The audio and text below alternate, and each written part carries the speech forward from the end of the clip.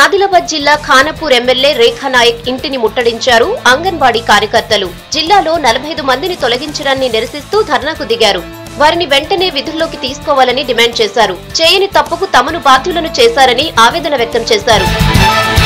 ఆదిలాబాద్ జిల్లా నేరేడిగొండ మండలాన్ని నిర్మల్ జిల్లాలోనే కొనసాగించాలంటూ ఆందోళనలు కొనసాగుతున్నాయి. జాతీయ రహదారిపై రాస్తారోకోకు దిగారు తేజాపూర్, బుద్దికొండ గ్రామస్తులు. రోడ్డుపై బైఠాయించి నిరసన తెలిపారు. దీంతో ట్రాఫిక్ నిలిచిపోయింది. ఆదిలాబాద్ జిల్లా నిర్మల్ మండలం జాఫ్రపూర్ లో పర్యటించారు రాష్ట్ర దేవాదాయ మంత్రి ఐకే రెడ్డి. గ్రామంలో పశుసంవర్ధక శాఖ ఆధ్వర్యంలో ఏర్పాటు చేసిన కార్యక్రమంలో స్వయంగా గొర్రెలకు టీకాలు వేశారు మంత్రి.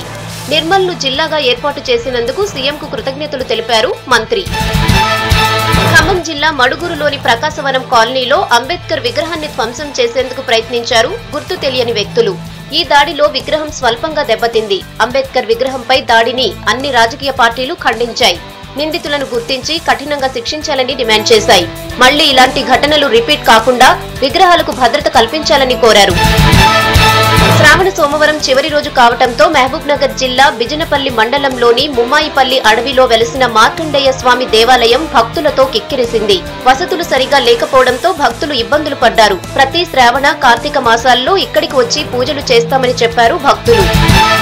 మెదక్ జిల్లా జహీరాబాద్ మండలం పాస్తాపూర్ గ్రామ పంచాయతీలోని 1వ వార్డుకు జరిగిన ఉప ఎన్నికల్లో ఓట్లు తారుమారయ్యాయని ఆరోపిస్తూ ఆందోళనకు దిగారు సిపిఐ నేతలు. గ్రామంలో బైక్ ర్యాలీ నిర్వహించి నిరసన తెలిపారు. వెంటనే ఎన్నికను రద్దు చేయాలని డిమాండ్ చేశారు.